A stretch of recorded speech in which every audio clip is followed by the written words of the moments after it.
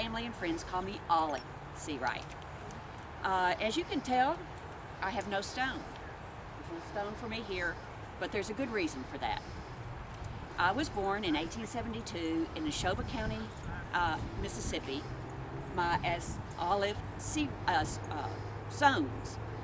And then my family moved to Union Parish, Louisiana in the 1890s. When I was 18, I married Ambrose Hall, and we had one son. That marriage ended, and then at 23, I married Sam Ceewright. So I was 23, but he was 48. We had a daughter and a son, Ollie and Oni. But one died at 3 years, and one died at 3 months, and they're buried at the Old Scotland Cemetery just over the state line in Union County, Arkansas. My husband was a farmer, and he was able to actually claim land in Louisiana the right word, what is the land grant? Yeah, well, he got a land grant, but he had to homestead it. That's the word I was looking for. Homestead it. So he was on it, he made improvements, and then he was given the title, which was signed by President Theodore Roosevelt. And we got that registered in the courthouse, and the very same day we sold it for, it was 180 acres, and we sold it for $800.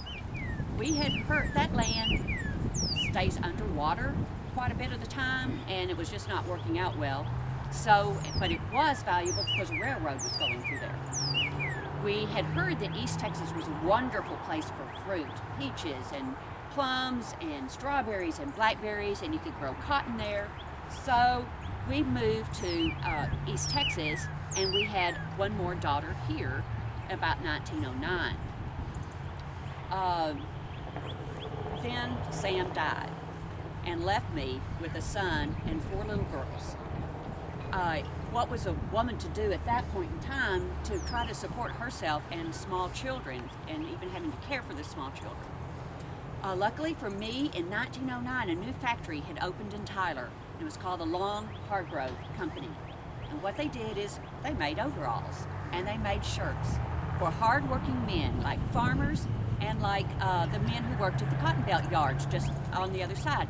Our factory was on the North College before you get to the railroad tracks, sort of on 1 block back from Broadway.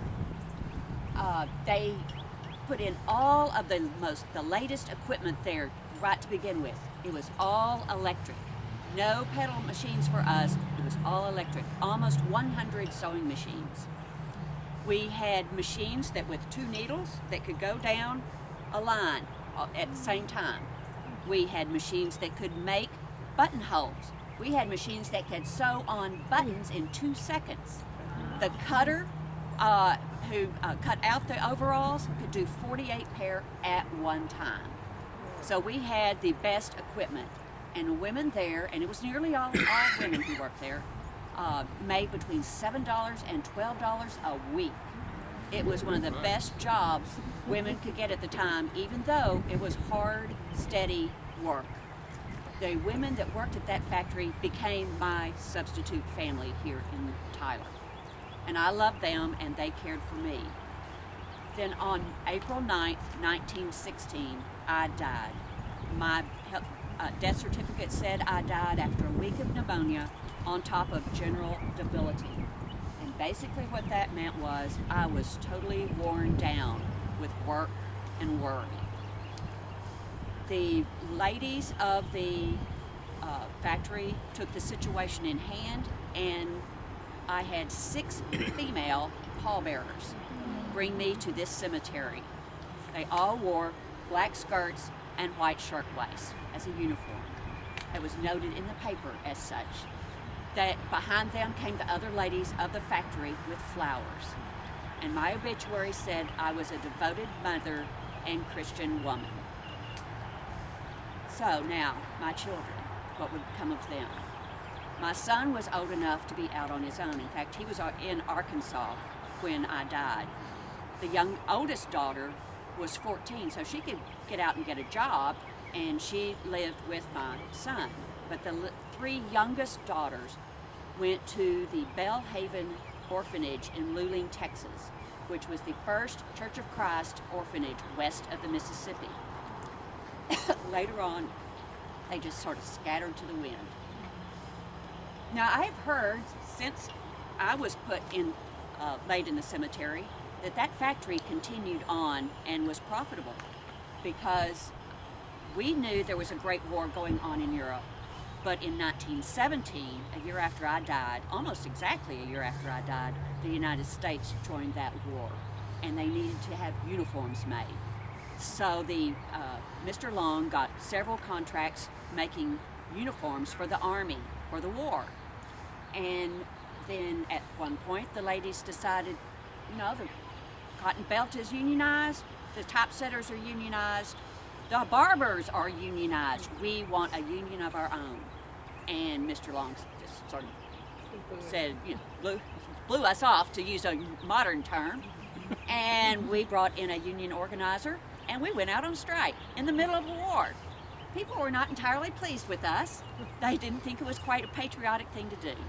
But the walkout was very short, and our union was approved. Mr. Long later said it was a very good thing, that there were some things he didn't have to handle anymore, he could let the union handle, and we went on making uniforms.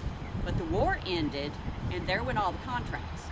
And in 1919, Mr. Long caught the Spanish influenza and died. And the factory went on for a while, but the contracts for regular clothing just got less and less. And in the early 20s, the factory closed. It stayed idle for a while, and then another gentleman in Tyler took over the site, a Mr. Sledge. And Mr. Sledge then operated the factory to make clothing for decades after that. Thank you. Thank you so much. Yes. So the stage work clothes were actually started here? Yes. Why don't you have a stone? Because there was no money. Thank you so There's much. just none. I do have a tree. And it was like much more, and they've shaved a minute. Yes. You don't have a tombstone, is this actually for your grave? We have no idea. We just